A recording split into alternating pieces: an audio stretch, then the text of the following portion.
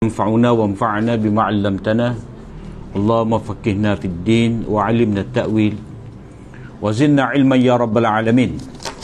رب اشرح لي صدري ويسر لي أمري واحلل عقدة من لساني يفقه قولي. سبحانك لا علم لنا إلا ما علمتنا إنك أنت العليم الحكيم ولا حول ولا قوة إلا بالله.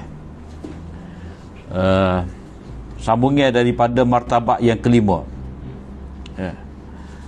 Dalam huraian kita martabak yang kelima ni, martabak kelima daripada dosa-dosa, iaitu melanggari apa yang tidak dinaskan oleh syarak.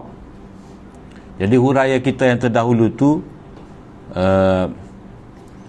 berasaskan kepada apa yang tidak dinaskan oleh syarak ni, berarti hukum-hukum yang diisytiharkan oleh mujtahid, kita kena patuh juga. Begitu juga kita kena patuh juga apa yang ditetapkan oleh pemerintah.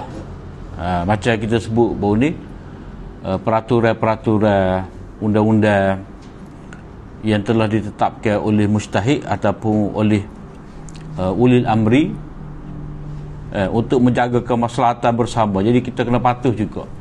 Macam lampu isyarat, peraturan jalan raya, peraturan tertentu. Macam kalau undang-undang perkahwinan ni tak boleh nikah tak terkalu, nikah alik siah tak, orang lari anak orang, walaupun dari segi ada pekah kata boleh, tapi anak negeri kata tak boleh. Betul juga cerai di luar mahkamah.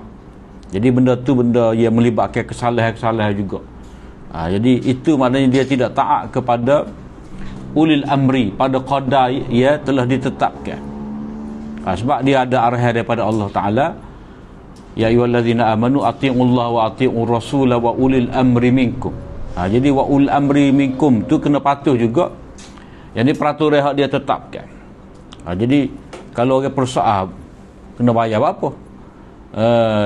2,000 kerana cerai luar mahkamah. Jadi kena bayarlah. Sebab apa? Sebab itu adalah peraturan yang ditetapkan oleh wali amri untuk kemaslahatan bersama, dan tidak boleh kita nak kata kerajaan makan piti haram kerana ambil bayar denda daripada kita, sebab benda ni untuk kemaslahatan. Sebab kalau kata cerai luar mahkamah boleh dan tidak salah, jadi orang bermudah. Sedangkan peraturan cerai dalam Islam ni banyak. Cerai dengan yang pertama sekali kena ada sebab. Yang kedua pada iddah, pada suci yang tidak disetubuhi. Itu kalau orang tu cerai pada suci yang dia telah bersetubuh, dosa. Jangan kita bermain. Tak. Begitu juga cerai pada ketika haid, salah belaka. Dia panggil tolak bid'i. Jadi tolak hak sunnahnya bercerai pada suci yang tidak disetubuhi. Itu sepatutnya. Jadi huraian kita boleh berasaskan kepada pelanggaran terhadap hukum mujtahidi. Itu yang kita faham daripada kitab ta'liq Syekh Sindi tu. Syekh Sindi dan Ustaz Zainuddin tu. Tapi kalau kita tengok cara pendekatan Maulana Said Ahmad Palampuri dalam kitab dia Rahmatullahil Wasi'ah ni, syarah pada Hujjatullah Balighah, martabak kelima ni iaitu dosa kerana buat sesuatu yang tidak disyariatkan. Dalam erti kata yang lain, kita buat ibadat tambahan kepada hak syarak buat, yang ni bid'ah. Jadi walaupun pada surah, pada rupa tu amal ibadat, ketaatan, tetapi bila kita tambah atas apa yang telah disyariatkan kepada kita, maka itu dikira sebagai bid'ah. Jadi buat bid'ah ni dikira dosa juga, maksiat juga. Itu peringkat yang kelima mengikut Imam Walillah di sini. Jadi kalau kita tengok apa yang disebutkan oleh Imam Walillah di sini, malam yanussa alaihi syari', apa yang syariat tidak menetapkan tiba-tiba dia menetapkan sendiri, maknanya daripada pihak dia. Contoh dia menetapkan semaya hari Ahad dah 50 rakaat dengan baca sikit-sikit.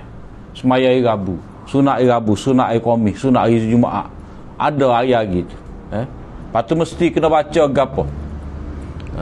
Baca Fatihah, mesti baca Fatihah 10,000 ke dalam masa sebulan ke, ataupun setengah orang ni dia kata kita kena buat persediaan tu nak mati ni biar ada 7 laksa, 7 juta 7 juta. Laksa ni kalau orang ngatik dia kata laksu asalnya. Laksu, lak tu bahasa Urdu, bahasa Hindi lak tu makna juta. Lak aja dengar tak 7 laksa. Ngatik 7 laksa. Macam-macam orang boleh tetap. Hak ni dia kata sebelum kita mati ni kena ngatik biar ada 7 lak so 7 juta 700 juta 700 juta 700 juta. Sebab itulah dia suap sebab khusus tu untuk tu tujuan tu, sebab kita boleh bila waktu berapa kali kita balik. Nak kira nak terbit ni biar ikutlah. Kalau ada money tak sihat tu, ada money tak sihat ni digital ni tak sih. Nak kayu kokar butir mulung, butir mulung, kayu kokar, terah, remunggai, dia ada syarat dia, terah kemuning, 300, sutah 300, itu lebih main. Jadi dia menetapkan nak mati ni biar ada zikir la ilaha illallah tu 7 juta ataupun 700 juta. Nak suruh ada. Tu panggil zikir 7 laksa tu. Sebab itulah kalau kita diri tak ada sebelum mati, orang lain kena ngatik untuk kita. Lepas tu dia nak 7 malam ngatik tu. Jadi 7 malam ngatik, sekali ngatik dia boleh ngatik 100. Jadi panggil 100 orang. Panggil 100 orang, kau 10 orang, kau ataupun 50 orang. Mana kali lah. Mana ada lah. Kalau sekarang tak cukup, setiap malam Jumaat. Kalau tak cukup lagi, tu ahau tu. Tu dia punya asas, penetapan dia. Asalnya dia menetapkan kita nak mati ni kena ada la ilaha illallah berapa juta syarat nak mati. Jadi dia menetapkan syarat lagu tu. Jadi hukum dia memang tidak sunnah. Tidak sunnah kak. Takut tak boleh pahala saja, penat saja. Jadi menetapkan atas diri sendiri apa yang tidak ditetapkan oleh syarak, maknanya kita telah memberatkan atas diri kita. Jadi dari segi kaedahnya la yukallifullahu nafsan illa usaha. Allah Ta'ala tidak bebankan untuk kamu ni melainkan qadar upaya kamu. Jadi benda yang sukar tu dinafikan dalam syariat. Tiba-tiba kita memberatkan diri sendiri dengan buat apa yang tidak disyariatkan. Sedangkan yang disyariatkan kepada kita tu banyak lagi. Kita tidak sempurnakan. Jadi kalau kata dia nak kacau, ngatik, dah cukup tu. Sehari tu 10,000 kau. Ngaji Quran lagu mana? Ngaji fardu ain lagu mana? Ngaji kau tu ataupun tanggungjawab lain, kerja dia pejabat, ziarah dia, lepas tu benda-benda lain banyak lagi. Jadi tak balance lah, dia kejar waktu je. Jadi banyak perkara agama lain terlepas. Menuntut ilmu dah, Quran pun tak faham. Tu dah tak faham Quran. Jadi mengikut Maulana Syekh Palampuri di sini dia kata dia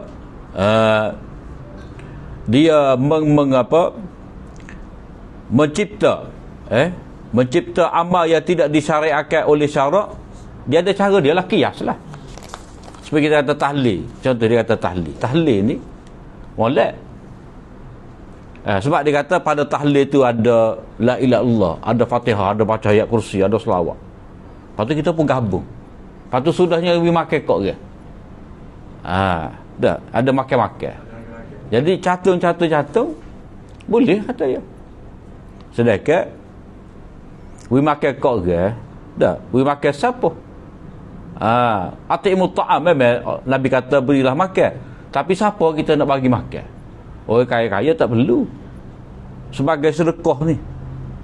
Sebab dia kata orang buat tahlil, dia panggil orang ngatik, dah pakat mai la ilaha illallah, baca selawat, baca gapo semua. Sudah tu kita jamu ke dia. Sebagai terima kasih lah. Jadi pahala tu niat untuk si mati. Sedangkan hak kita nak memberi makan ni adalah untuk fakir miskin. Dan kita tu buat syarat pula. Tak ada syarat dia nak beri makan pada miskin ni ataupun orang tertentu ni, main ngatik dulu. Jadi sepatutnya kalau kita nak beri makan, kita beri lah. Pahala tu kita niatkan untuk arwah. Mudah je.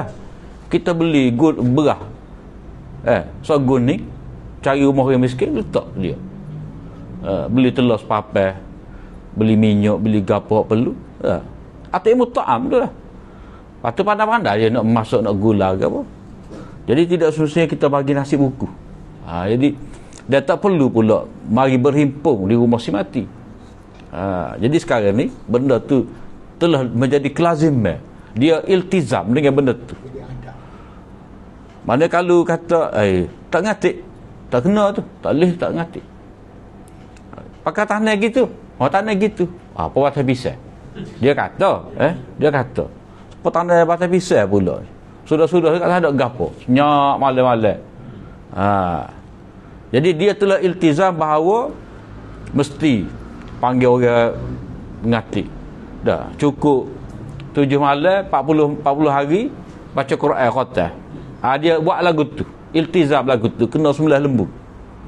Jadi iltizam lagu tu lah benda yang tidak ditetapkan oleh syarak menyebabkan susah orang. Orang jadi susah. Kalau orang tu nak buat kebajikan, ikut dia lah. Ni masalahnya kita menetapkan atas keluarga si mati. Itu walaupun tidak kata dia baca kitab, dalam kitab kata kena buat. Tak ada dalam kitab kata kena buat.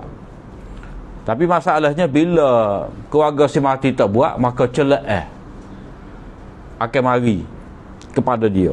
Dan mana Yahudi ni. Sebab apa? Sebab Wahabi lagu ni. Wahabi ni pula ajaran ciptaan Yahudi.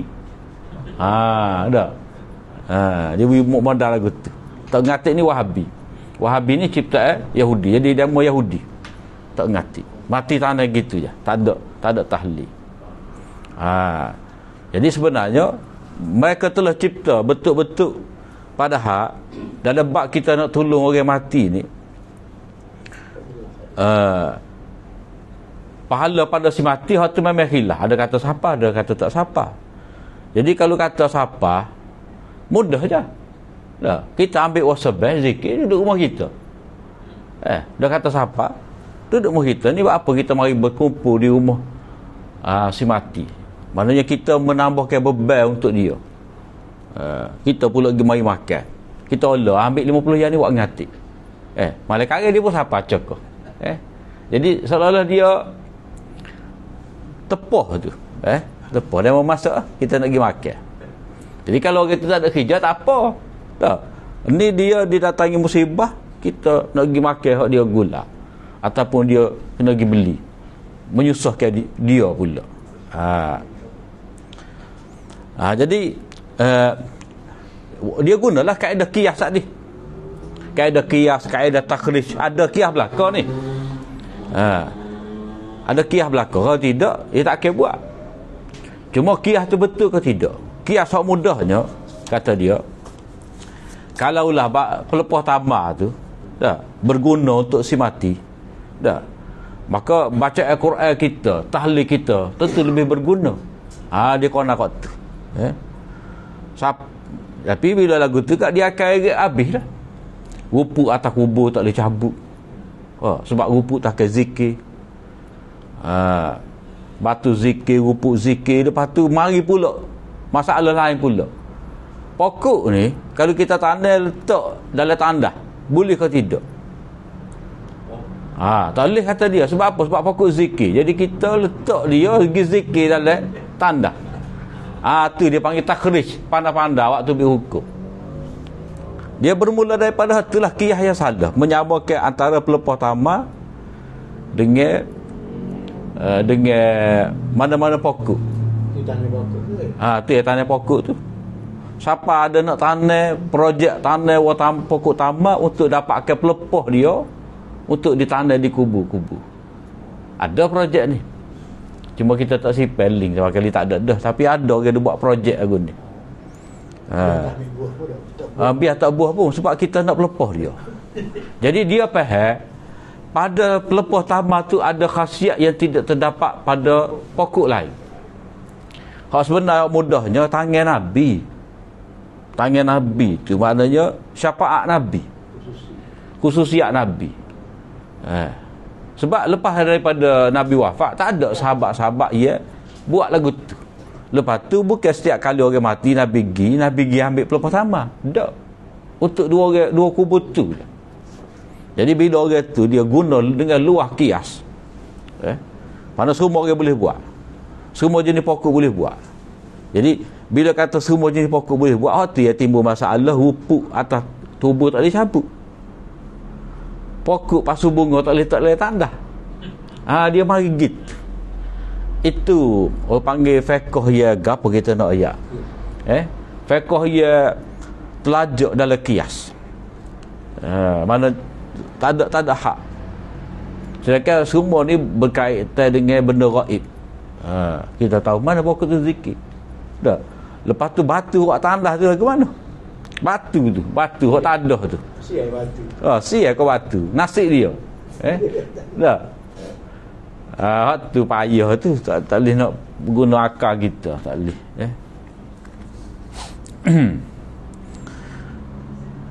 Jadi sebab itulah di sini Imam Wallah kata ini seperti mana dah ni kita baca hak tidak mata ni. Ni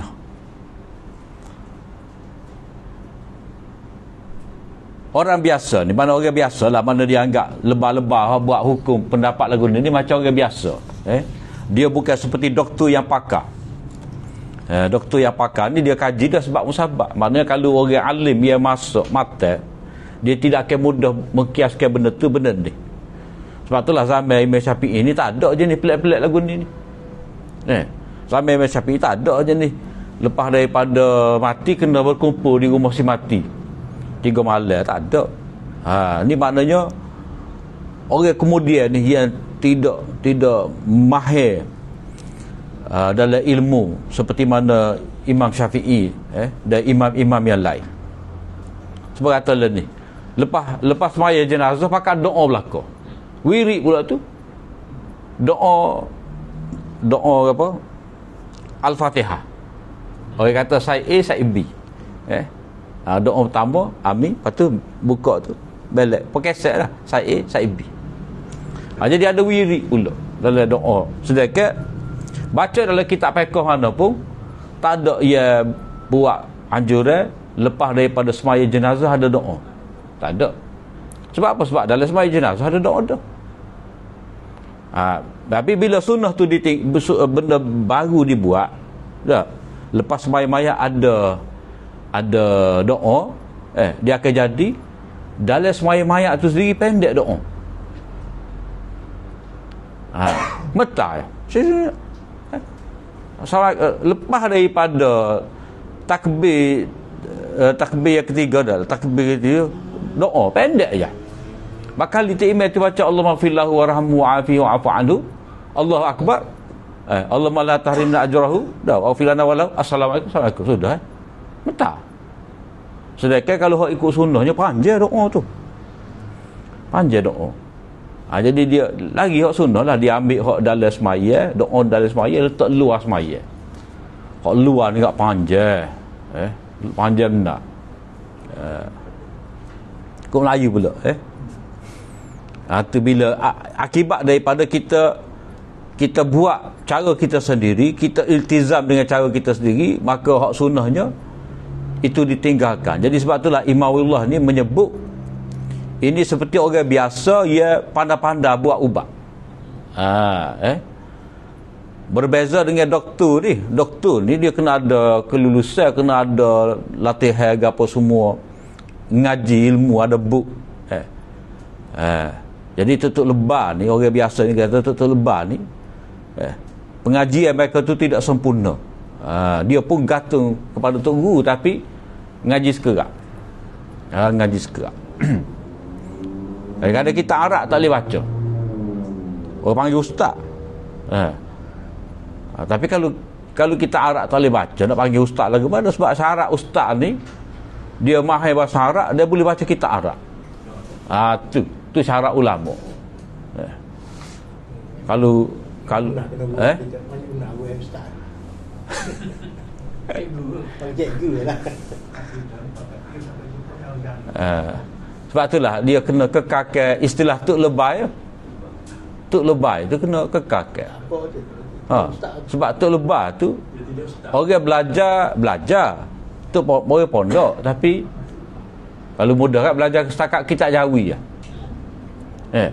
Maknanya dia beramal boleh untuk amal untuk diri dia, bimbing keluarga dia cukup. Nak ngajar orang ramal boleh. Tak? Sebab itulah orang pondok sendiri dia buat dah ketetapan orang dia. Ngaji siapa kitab-kitab ni boleh ngajar kitab gapo. Ngaji siapa kitab-kitab ni boleh buka pondok sendiri. Boleh buka pondok tu ada syarat dia kalau ikut demon ni. Sebab itulah ada ustaz itu tu dia kata umur 27 tahun boleh buka pondok. Orang lain mana boleh. Tak. Orang lain tak aktif lah dia. Sebab kalau dulu nak buka pondok ni dia kena habis kitab Jam'ul Jawami'. Kalau usul fiqh ni Jam'ul Jawami', kitab tinggi sekali dalam pengajian fiqh Syafi'i, tinggi sekali Jam'ul Jawami'. Maknanya kena start daripada kitab Waraqah, pergi kepada Lubul Usul, pergi kepada Lumak, baru naik Jam'ul Jawami'. Baru boleh buka pondok. Boleh buka pondok ni maknanya dia tu ngajar kepada ustaz-ustaz. Itu maksud boleh buka pondok tu. Dia buka pondok. Kalau dia sorang, orang tak panggil istilah buka pondok.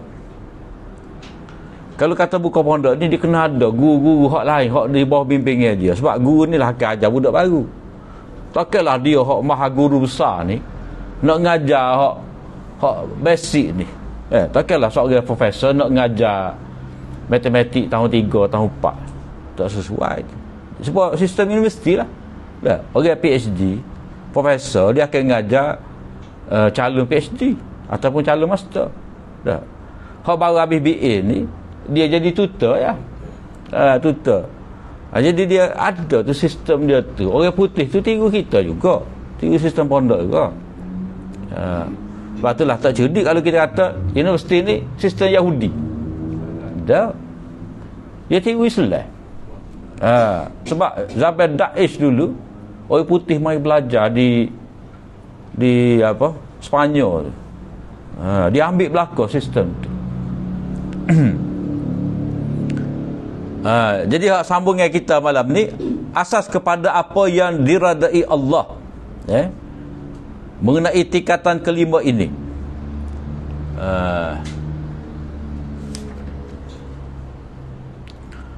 Ayyuhmala ialah ayyuhmala, bukan harus tu, hendaklah. Harus tu Indonesia, hendaklah ditinggalkan dan diabaikan. Mana apa? Asah kepada boleh berlaku seseorang itu iltizam. Apa yang tidak ditetapkan oleh syarak ataupun dengan arti kata yang lain, dia mencipta bid'ah. Sebenarnya dia hendaklah meninggalkan apa yang tidak disebutkan oleh syarak. apa yang tidak disentuh oleh syarak. Ini dia merujuk kepada hadis zaruni ma taraktukum. Tinggalkanlah apa yang aku tidak tetapkan kepada kamu. Maknanya benda tu jadi benda yang ruang yang kosong. Tinggalkanlah apa yang aku tidak wajib ke atas kamu, apa yang aku tidak larang kamu. Maknanya benda tu benda yang kosong. Dalam istilah Qardawi ni dia kata mantiqatul afwi wal farah minas syariah. Dalam syariat dia ada satu ruang kosong yang tidak ditetapkan oleh syarak. Mana benda tu jadi harus. Macam contoh kita kata, cara kita berpakaian terpulailah kepada kita. Kita nak pakai baju batik ke, baju bunga ke, baju kelabu ke, baju hitam ke, itu satu bahagian yang telah ditinggalkan kosong oleh Nabi, terserah kepada kita. Dipanggil mantiqatul afwi. Daripada hadis ni lah, zaruni ma taraktukum, tinggalkanlah. Maknanya tak perlu kamu susah-susah fikir apa yang aku tidak tetapkan untuk kamu. Macam contoh dah, Nabi kalau kira semaya duha ni, Nabi tidak memberi penekanan mana, tapi ada juga takut-takut kita kata contohnya antara waktu subuh sampai ke zuhur tu tak apalah, ada duha. Dah ada duha. Ni kalau kata kita antara zuhur dengan asar ni kita nak maya gapo nak maya gapo tak kira, tak ada semaya sunat. Kalau zuhur asar, kalau subuh asar, subuh sampai zuhur ada duha. Dah antara isyak sampai subuh tu dia ada tahajud, dia ada witir. Ni antara zuhur asar ni dak panjang tu. Ngor isya ni tak apalah, kita duk ngaji. Dak kita nak maya gapo? Nak maya gapo? Tak usah dah fikirlah. Tidurlah. Tidurlah. Maknanya kalau kita nak semaya, tetapi janganlah kita menetap ke atas diri kita dengan nama semaya tertentu. Kalau adanya semaya ba'diyah lah, cukuplah. Ba'diyah 2 ke 4 ke, selesai habis. Jadi tak payah kita duk gelisah. Talih ni kena ada semaya khusus, kena ada zikir khusus. Jadi benda tu ditinggalkan kosong oleh syarak. Jangan kita duk sibuk pula nak ngisi benda tu. Ataupun dalam syariat, kalau ulama fiqh kata semaya duha ni boleh sampai 12 rakaat. Kita kata 12 rakaat ni metah je dah, 40 tak boleh ke? Tak payahlah, sekadar tu je. Kalau kira sebenarnya 4 pada dah 4 rakaat sudah memadai dah. Tapi kalau orang pecah tak apa, kita ada kerja. Kalau orang pejabat 4 pada, dia tak boleh banyak-banyak. Sebab tanggungjawab dia tu. Tanggungjawab dia apa? Waja'anna an-nahara ma'asha. Kami jadikan waktu siang tu untuk sumber kehidupan dia, rezeki dia. Jadi syariat ni dia telah tidak mewajibkan ataupun tidak mengharamkan satu benda. Tiba-tiba kita mewajibkan, tiba-tiba kita mengharamkan. Tu tak boleh tu. Jadi terjemahan ni kena perinci sikitlah. Asas kepada apa yang diradai oleh Allah Ta'ala dalam martabat kelima ni, yang ni supaya tidak berlaku dosa, adalah kita membiarkan dan tidak mempedulikan. Maknanya apa yang tidak ditetapkan oleh Allah Ta'ala tu, yang tidak dinaskan oleh Allah Ta'ala, kita kena tinggalkan lagu tu, kosong. Walaupun ada orang yang hendak memaksakan kepada diri mereka sendiri, ada juga jenis-jenis orang tertentu ni kata tak boleh, kita kena ngatik ni. Macam hak Nabi tegur kepada Allah bin Amr bin Al-As tu. Dia menetapkan untuk dia tu semaya sepanjang malam tak tidur, puasa setiap hari. Nabi tegur. Nabi kata wali zaujika alaika haqqa. wali jasadika 'alaika haqqan fa'ti kulli haqqin haqqah. Untuk tubuh kamu tu dia ada hak dia. Kamu kena sempurnakan hak dia. Mana tubuh nak tidur? Tak. Wali zaujika 'alaika haqqan, isteri kamu pun ada hak juga atas kamu. Jadi kamu kena beri hak dia. Jadi setiap yang berhak tu kamu kena sempurnakan hak masing-masing. Jadi kalau orang tu iltizam nak baca Quran dalam semaya malam dia khatam, berarti dia telah memaksa diri dia. Mana dia terlajak. Dia pandai gulu ni, gulu. Berlebih-lebihan. Dan bid'ah ni pun sebenarnya gulu. Sebab hak Nabi syariatkan itu telah sempurna. Tiba-tiba dia nak tambah. Dia rasa tak cukup. Jadi sepatutnya bila benda tu ditinggalkan kosong begitu, kekal kosong lah. Maknanya kalau kita kata lepas daripada kita kafirkan mayat, dah kita doa untuk dia, lepas tu kita tazkirah, menasihati saudara-saudara kita ada ni, sudah juga klik masing-masing lah, masing-masing buat kerja masing-masing, sesat dah lah.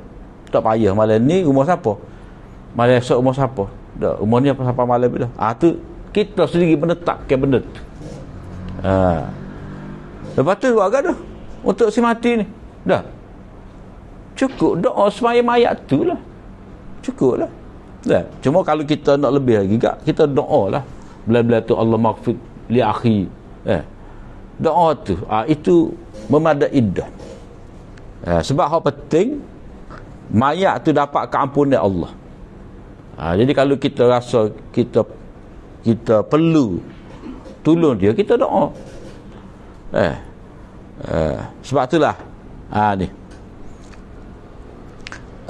Imam Walullah dia buat mari hadis ni, ana inda zanni abdi bi, aku ni mengikut sangkaan hamba aku terhadap aku.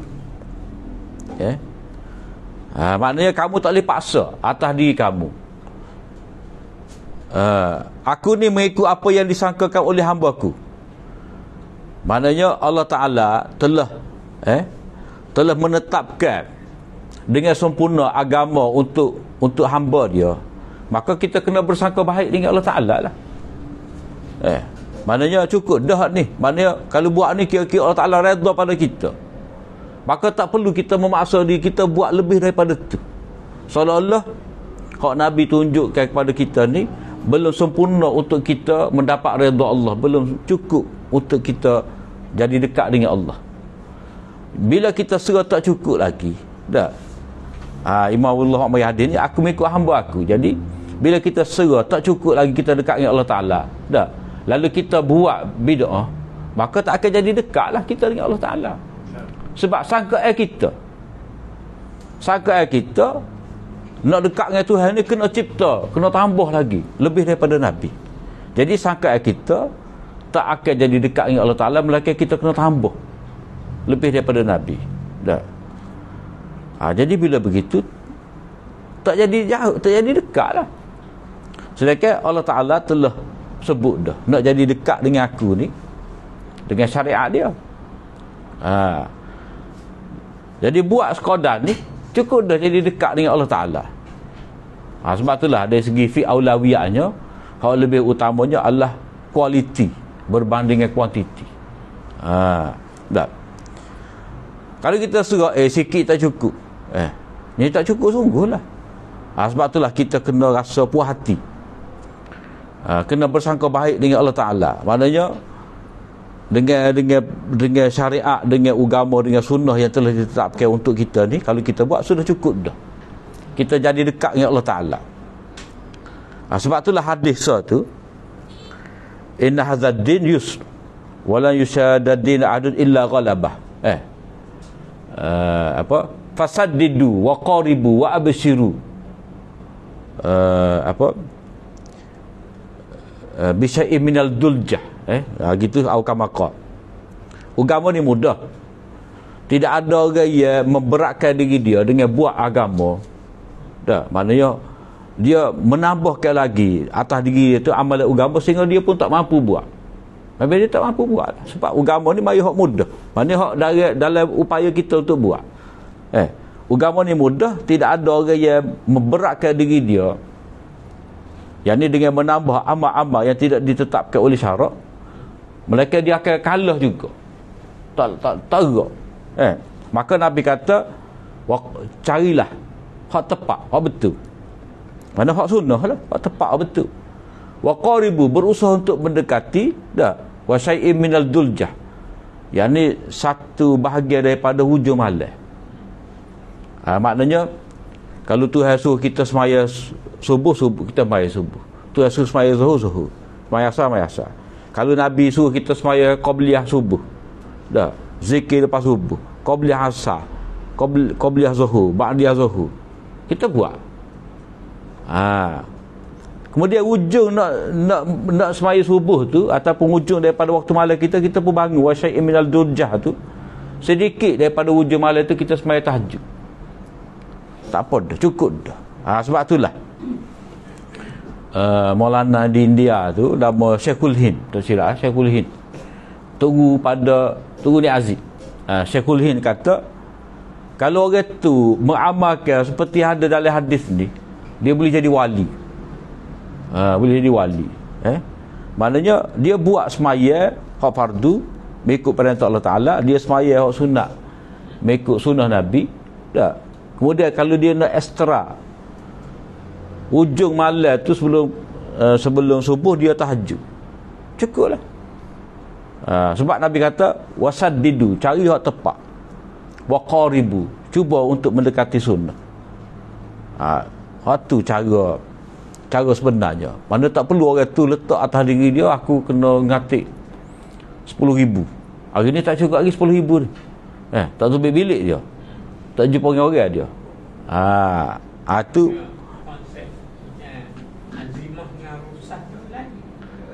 azimah ni maknanya, kalau Tuhan azimah ni hak asal, hukum asal. Lepas tu Tuhan bagi kemudahan, rukhsah. Macam contoh dia sakit, tak boleh sembahyang diri, jadi duduklah. Kalau dia tebing juga sembahyang dengan diri, sampai rebah, ataupun jadi kaki keren, tak ada pasal, jadi ambil dah rukhsah, ambil kelonggaran. Sebab Nabi pun sembahyang duduk. Nabi sendiri pun ada sembahyang duduk. Bukan Nabi kecek saja, tak. Nabi pun sembahyang duduk. Nabi pun ada terlupa juga. Jadi rukhsah tu ada. Kena ambil rukhsah, kelonggaran. Jadi kelonggaran ni, ada rukhsah tu sebenarnya menggambarkan Islam ni mudah. Maknanya hak asasnya, benda azimah, benda asal, dia tak payah. 5 kali sehari semaya, tak payah. Belai-belai kita semaya ni, dengan syarat dia, dengan rukun dia. Kalau kita dalam melaksanakan hukum tadi ada kepayahan mari pada kita, maka kepayahan tadi akan mesti dihilangkan. Mana kita kata semaya dalam kemampuan kita 5 kali sehari, kita semaya dengan diri. Kalau kita diri menyebabkan kita ni sakit, lambat nak sembuh sakit kita, kita operate lutut, kita operate lutut, jadi kena semaya. Kita tebing juga semaya, duduk bangun, pecah lah jahitan dia tu, ataupun terjadi apa-apa komplikasi. Jadi kena ambil rukhsah. Doktor kata kena mai duduk, kata tak boleh, tak boleh, kata kena mai diri juga. Bergerak aku tu. Jadi kita adanya rukhsah supaya kita ni tak jadi payah. Dalam buat hak mana tak payah, hak asal tak payah. Bila buat tu menyebabkan payah, jadi hak payah tadi diberi kelonggaran, kemudahan untuk kita. Dan firman-Nya lagi dalam Al-Quran yang agung, wa rahbaniyatan ibtada'uha ma katabnaha alaihim illa ibtigha'a ridwanillah fama ra'awha haqqa ri'ayatiha. Dan perbuatan mereka beribadat secara rahbaniyah, maknanya padri-padri ni rahbaniyah, maknanya mereka ketepikan dunia dengan tak binding, tidak bergaul dengan orang, memberatkan diri mereka dengan ibadat-ibadat yang berat. Mereka lah sahaja yang mengada-adakan dan mereka cipta. Mereka sendiri buat daripada pihak mereka. Tuhan tak suruh buat lagu tu, tapi dia nak buat lagu tu juga. Kami tidak mewajibkannya atas mereka. Bukan kami yang suruh mereka tu buat, tapi mereka sendiri buat. Mereka berbuat demikian kerana mencari keredaan Allah Ta'ala. Jadi mereka segera mereka akan dapat redha Allah Ta'ala dengan memberatkan diri mereka dengan bid'ah tadi. Sebenarnya tak dapat. Tak dapat hak mereka nak tu. Allah Ta'ala tak kenal lagu tu. Dalam pada itu mereka tidak menjaga dan memeliharanya menurut yang sewajibnya. Mana belah-belah mereka menetapkan lagu tu mereka tidak dapat menyempurnakan juga sebenarnya. Contoh ke apa? Mereka nak kejar ni zikir ni, la ilaha illallah tu 1000 kali sehari. Dia akan jadi kan cepat. La Allah, nak kejar tu. Subhanallah. Sebelah. Tak sempurna. Dah. Dia kena betul tu subhanallah. Cukup. Ni ada tu email gagal. Nikah. Aku terima nikahnya. Dah. Dia tak boleh nikah. Tak sah. Kalau kita baca tasbih kena sebut molek subhanallah. Bukan subhanallah. Tak boleh tu, tak boleh pahala. Ya, jadi duk kejar la ilaha illallah 7 laksa. Dah. La ilaha illallah. Tak boleh pahala. Tak boleh. Tak dapat buat dengan sempurna. Tak dapat buat dengan sempurna. Jadi mereka sendiri menetapkan, akhirnya mereka tak dapat buat. Sebab itulah kalau kita tengok sisi gelap dalam gereja lah dah. Ni semua maklum dah. Dia suruh padri lelaki jangan nikah, hak perempuan jangan nikah. Kena duduk dengan cara tu lah padri tadi dah. Sami pun lagu tu juga, toca ke apa semua. Akhirnya lagu mana? Dia ada lah jalan gelak dia tu. Ada jalan gelak dia. Jadi tak boleh, dia kena ikut hak Tuhan buat. Kena berkahwin. Kena berkahwin, kena ada rumah tangga. Dah. Jadi kehidupan sebenarnya lagu tu lah. Kehidupan walaqad arsalna rusulan min qablika wa ja'alna lahum azwajan wa dhurriyyah.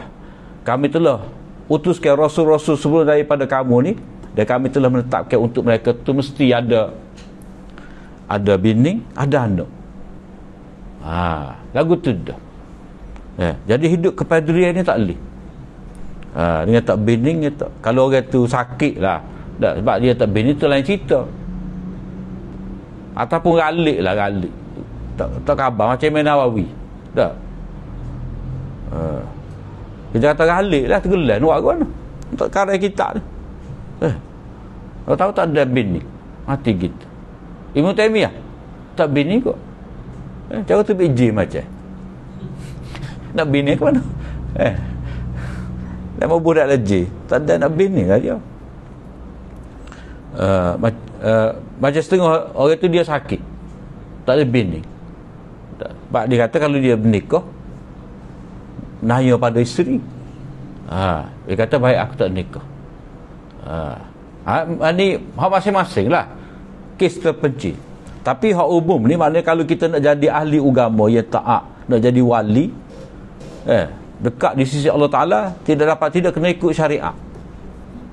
Kena berkahwin, kena berumah tangga, kena ada anak pinak. Sebab itulah antara hujah bahawa Nabi Isa ni tak mati, dia tak turun lagi sebab Nabi Isa akan turun dan akan berkahwin. Orang tak terima, dia tak terima tak. Tapi kalau ikut dalam hadisnya, Nabi Isa akan turun, akan berkahwin untuk menyempurnakan syariat atas diri dia.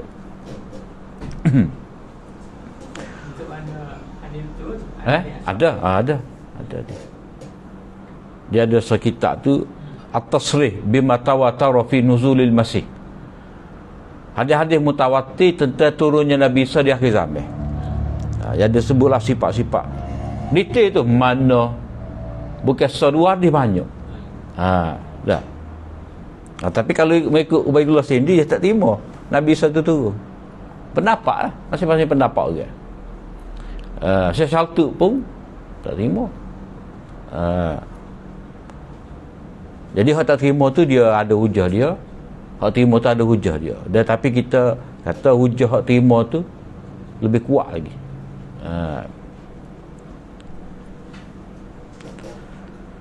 Rasulullah sallallahu alaihi wasallam bersabda, la tushaddidu ala anfusikum yushaddidullahu alaikum. Janganlah kamu terlalu keras terhadap diri kamu sendiri. Maknanya kamu jangan memberatkan diri kamu dengan amal ibadat. Itu tebing juga, ambil puting gesek tak mata, nak suruh celak boleh baca Quran. Sungguh-sungguh juga kita ngaji, ataupun kita dalam hadis tu seorang sahabiah tu dia ada tali tak dalam masjid. Nabi tanya, tali gapo ni? Tak. Oh ni dia kalau letih yang gantung sini. Nabi kata khuzu minal amal ma tutiqun, buatlah amal mengikut kadar kemampuan kamu. Fa inna Allah la yamallu, Allah Ta'ala tak jemu nak memberi pahala pada kamu. Jadi buat mengikut kadar kita. Kalau kita ngaji Quran sanggup ke apa semua, betul tidur. Jadi jangan memberatkan diri kamu. Sebab apa? Sebab kalau katalah dia baca Quran dah, masa tengah ngatuk tu salah dia baca, molek-molek baca bagi pertama, kop senggup dia baca bagi akhir kali, tinggal, boleh dosa. Boleh dosa, bukan boleh pahala. Jadi dia berkerah atas diri dia nak buat juga dah. Kemudian dia tersalah, tu ambil kira, sebab dia memberatkan diri dia apa yang tidak diberatkan oleh syarak. Dan sabda Nabi SAW lagi, wal ismu ma haka fi sadrika, dan dosa itu apa yang menggelisahkan hati kamu. Maknanya bila seorang itu buat dosa, dia jadi tak tenang. Mana pada hakikatnya benda-benda bid'ah yang dibuat oleh manusia ni, tak, oleh kerana dia jenis dosa, dia ada buah tak tenang tu, tak boleh, tak gerak. Dia rasa bersalah, ataupun orang tu rasa tak kena ni kita ni, tak, kita keluarga kita mati, kita pula kena jamu orang. Itu dia ada tu. Tapi kalau masyarakat telah rosak dah, tak ada gapo bagi dia, sebab kalih dah. Sedangkan asal kesalahan ni menyebabkan kita rasa tak sedap. Kita tengok tergamuk ke tidak kita, dah tengok anak dia berceretek, ada seekor lembu, kita kata kena buat makan 40 ni lembu ni, dah, padahal lembu gemula, dah, patut anak dia kecil lagi ada. Tergamuk ke tidak kita? Jadi kita tak tergamuk kan? Memang dosa tu jadi normal lah. Kita tak fikir bahawa kita telah makan harta anak yatim.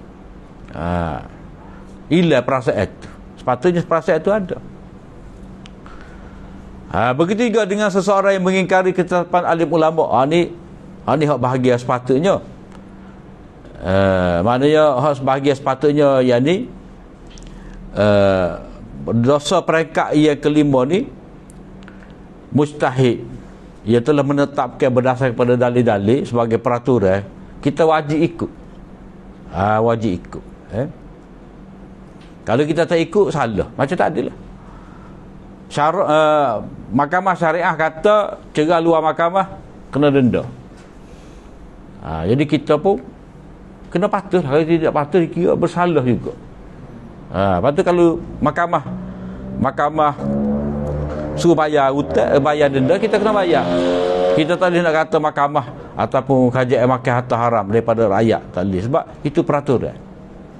Jadi peraturan itu dibuat berdasarkan kepada maslahah. Orang yang buat peraturan pun dia beristihad.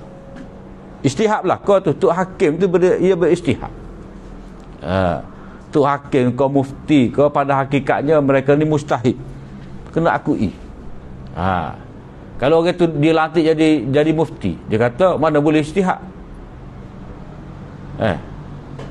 Maknanya dia tak layak jadi mufti. Orang mufti ni boleh berijtihad. Maknanya dia boleh pergi kepada dalil itu sendiri. Quran, hadis. Dengan ada alat dia lah, ilmu usul fiqh, usul tafsir, usul hadis. Lepas tu dia boleh baca, boleh faham perbincangan ulama dalam kitab-kitab. Maka dia buat kesimpulan. Itu sepatutnya. Tapi kalau Tok Peti tu jadi mufti, kitab-kitab dalam bilik dia semua kitab terjemah, tak boleh, tak gerak. Tak gerak. Tak ada. Kita tak apalah kitab terjemah. Tak. Boleh dimaafkan sebab tak boleh harap. Boleh harap ngaji harap, tapi tengah ngaji. Dah. Tapi sebagai seorang mufti, dah. Kalau dia kata tak boleh ijtihad, maknanya tak layak jadi mufti. Dia kena boleh ijtihad. Jadi dia kena wikak erat jawatan tu. Ijtihad dia kena mengeluarkan pendapat dia sendiri, ataupun dia kena tarjih kat mana lebih munasabah. Pasal mufti kita ni, dia buat setelah mufti lain buat, baru dia nak buat. Dia bukan buat, dia bukan mendahulukan sama-sama gitu. Dia kalau dia nak pakai fatwa sedia ada boleh, tapi keadaan sudah berubah. Keadaan sudah berubah ni macam mana? Masa Tok Peti tu memberi fatwa tahun 70-an. Jadi dia hak hidup zaman 2020 ni, dia kena semak balik ijtihad. Kalau dia nak pakai fatwa lama, tak, dia kena tengok tepat ke tidak, sesuai ke tidak. Kalau realiti sudah berubah, maka fatwa mesti berubah. Sama ada hak hukum duduk kita kena tambah baik, kita kena perketatkan syarat. Sebab kerja mufti lah dia meletakkan syarat tu, syarat ni. Tak, sebab kata nak nikah. Dulu tak ada ni, kena teh HIV, thalassemia, apa tak ada. Lah ni kena wajib. Sebab nak elak daripada mudarat. Jadi kena patuhlah. Tak boleh mufti ni kata, ni semua tak boleh ni, syarat-syarat ni tak ada dalam Quran, tak ada dalam hadis. Mana dia bukan mustahid. Soal mustahid dia kena dengar pendapat pakar. Pakar perubatan kata kalau nikah dua pasangan ni, hak ni ada bau thalassemia ni ada dah. Seorang tu ada ke mana ni, adalah dia punya perhitungan dia tu dah. Kalau nikah ada masalah. Anak ada masalah, maka tak boleh. Sebab seorang HIV, seorang ada. Tak boleh. La darara wa la dirar. Tidak mudarat dan tidak boleh menyebabkan mudarat pada orang lain. Jadi sebab itulah mufti ni dia kena ijtihad. Sebab ijtihad ni merujuk kepada kefahaman dia kepada nas, tak, kefahaman dia terhadap fiqh ataupun fatwa ulama terdahulu dan realiti dia hidup sekarang. Kena nampak. Kena nampak. Macam contoh mudah lah.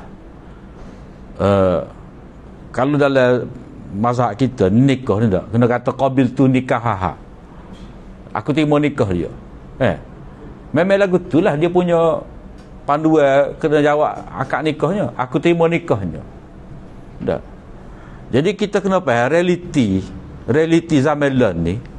Tak kata pun tak apa qabil tu. Sebab apa? Sebab orang nak nikah tu mari jangok benar. Mari yang putih dah. Dah. Ready dah. Lepas tu pengapik semak pada pengantin lagi. Dah pengapik tu. Dah. Lepas tu ada borang. Sampai Baghdad dulu tak ada borang nikah. Kawin kena demo jadi natu nikah. Dah. Kedai makan. Dah. Tapi berjalan sejik gitu. Len ni ada kad dah. Jemputan majlis perkahwinan ni akad nikah. Lepas tu qabil tu ke apa? Terima nikah lah muka pakaian keadaan tu. Mari tu. Bukan jual berah. Mari bawa $7 Orang mari pa. Pa ni bukan nak jual. Nak bertukar hadiah. Tukar hadiah perkahwinan. Jadi kalau dia kata qabil tu cukuplah, sebab keadaan tu uruf lah ni tu orang faham lagu tu. Sebab mari dengan pakaian dia. Sebab itulah kalau malam Jumaat tu lelaki pakai samping air tak agak ni. Aku gini kau. Ngapik. Jadi begitu juga dengan seseorang yang mengingkari ketetapan alim ulama mujtahid. Maknanya dosa lah. Jika orang itu sendiri adalah muqallid. Mana dia level muqallid, maknanya tengah ngaji ataupun dia hanya tunggu pendapat daripada orang. Bertaklid pada ulama yang berpegang dengan pendapat ini, dan Allah lebih mengetahui. Maknanya kalau seorang mujtahid, kalau seorang muqallid, maknanya orang yang tak cukup sempurna dalam ilmu dia nak bantah mujtahid, salah. Tak boleh. Dia kena tunggu mujtahid. Sebab mujtahid ni ahli ilmu lah, ahli zikri, ahli ilmu. Jadi ahli zikri kata kita kena patuh sebab dia ada ilmu, dia memahami nah syarat, jadi kita kena patuh. Tetapi kalau mujtahid itu memberi fatwa, mujtahid lain nak ikut tafsir atas dia. Kata mufti, walaupun ditulis mufti, ditulis apa, bila akad nikah ni kena jawab gini, kena kata gini, tiba-tiba mufti tu sendiri tak ikut tu. Jadi itu pendapat dia.